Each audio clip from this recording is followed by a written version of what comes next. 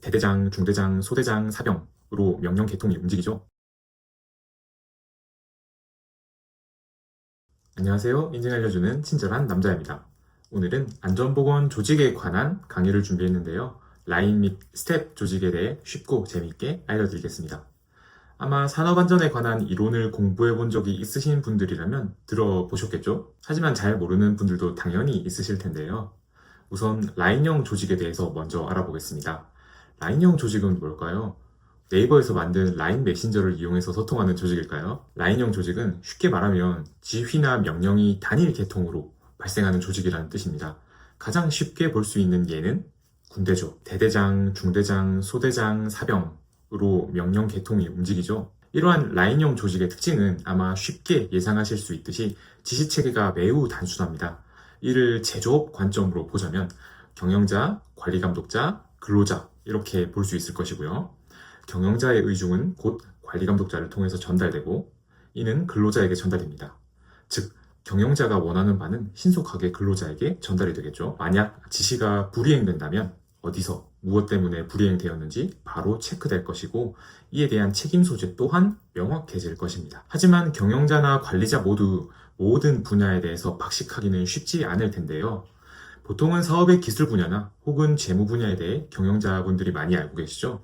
그분들은 안전이나 품질 쪽은 잘 모르실 것입니다. 잘 모르는 상태에서 조직을 이끌려고 하면 그 분야에서 전문성이 부족해지게 되겠죠. 이것은 규모가 커질수록 점점 더 비효율적인 업무가 발생하게 되고 꼭 필요한 부분에 대한 결핍이 발생한다는 뜻입니다. 그렇다면 스텝형은 무엇일까요? 조직이 구성될 때 지휘권은 없지만 자문이나 분석 등 전문적인 기능을 담당하는 부서나 혹은 인원이 추가되는 것입니다. 즉, 기존의 라인 형태의 지휘권자는 있되 별도의 부서가 전문적인 기능을 수행한다고 보시면 될 텐데요. 현재 품질팀, 안전팀, 법무팀 등등 조직도상의 독립적인 권한을 가진 팀이며 제조 활동에 있어서 직접적인 지휘는 할 수 없지만 제조 활동이 잘 수행될 수 있도록 지원하는 역할을 한다고 보시면 이해가 더 쉽게 될 수 있을 것입니다. 장점은 앞서 말씀드린 대로 전문성이 있는 인원들이 있으므로 조금 더 규모가 큰 기업이거나 복잡한 구조를 가진 조직에게 적합하다고 할 수 있는데요. 다만 지휘권이 없기 때문에 지휘권이 있는 부서와의 업무의 권한에 대한 충돌이 발생할 수 있다는 단점이 있겠습니다. 즉, 품질팀에서 이것은 문제가 될 수 있습니다 라는 얘기를 했지만 라인 조직의 관리자가 이것을 무시하고 제조를 이어나가는 리스크가 발생할 수 있겠죠. 그리고 전문성은 있지만 권한이 없으니 의사결정 속도도 당연히 일반 라인형 조직보다 느릴 수밖에 없을 것입니다. 이제 안전의 관점에서 한번 볼까요? 라인형 조직의 특성을 고려한다면 경영자의 의중이 그대로 관리감독자 및 근로자에게 전달되지만 경영자는 안전에 대해서 잘 모르는 경우가 많을 겁니다. 이러한 경우는 어떤 규모의 사업장에서 발견될 수 있을까요? 소규모 사업장에 속하게 될 것입니다. 약 50명 미만의 중소기업의 경우 대다수 대표이사의 권한이 막강하고 이런 라인형 조직으로 운영될 수밖에 없을 텐데요. 그렇다면 스텝형 조직은 어떨까요? 안전관리자라는 인원이 경영자에게 조언도 하고 관리감독자에게도 조언을 하고 근로자에게 조언을 합니다. 안전관리자는 안전 업무만 수행하고 안전에 대한 자격을 취득하였으므로 전문적인 지식이 있는 사람이라고 볼 수 있죠. 하지만 안전관리자는 직접적으로 생산의 일정 변경, 생산 수율 개선 등에는 관여할 수 없습니다. 이와 같은 생산 실적은 생산 관리자가 챙기는 것이니까요. 반대로 생산 근로자는 안전의 영역에 대한 권한도 없다고 봐야겠죠. 이런 경우는 어떠한 경우라고 볼 수 있을까요? 50명 이상의 경우로 볼 수 있지만 규모가 큰 중소기업이나 중견기업 정도도 이에 해당할 수 있을 것입니다.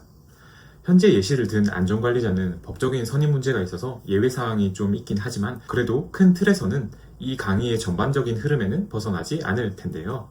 안전관리자는 사건, 사고가 발생했을 때 시정 요구 및 작업 중지를 건의할 수 있지만 직접적으로 라인 스톱에 대한 권한은 관리감독자가 가져가는데 그 이유는 안전팀은 라인형 조직이 아니라 스텝형 조직에 존재하기 때문이라고 봐야 할 것입니다. 그렇다면 마지막으로 라인 스텝 방식을 알아볼 텐데요.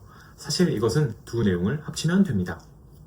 라인형 조직에서 지휘권을 그대로 보유하고 있으며 스텝 조직의 특징 중 전문성을 확보하고 법규 준수라는 강제성을 통해 안전에 대한 지휘권을 보유하고 있다는 특징이 있을 수 있습니다. 라인스텝 혼합 혹은 라인스텝 혼형 조직이라고 하는데 일반적으로 1000명 이상의 대규모 조직에 적합하다고 이론적으로는 설명하고 있습니다. 실제 기업에 맞춰보면 아마 중견에서 대기업 정도라고 보시면 될 것 같습니다. 어떤가요? 라인 조직과 스텝 조직에 대해서 쉽게 이해하셨을까요? 당연히 50명 미만이더라도 라인 스텝 조직으로 운영할 수도 있고요. 어떻게 운영할지는 우리가 선택하면 되는 문제입니다. 앞서 설명드린 부분은 흔히 여러분들이 상상할 수 있는 기업의 규모에 따른 조직의 특성이라고 보시면 조금 더 이해가 잘 될 것 같습니다. 오늘은 안전보건 조직에 대해서 알아봤는데요. 안전보건에 대해서 하나도 모르셨다고요? 이제는 인증 알려주는 남자를 통해서 조금씩 배워보시는 것 어떨까요? 언제나 기업의 성장에 함께 하겠습니다. 이번 강의도 시청해주셔서 감사드리며 오늘도 번창하세요.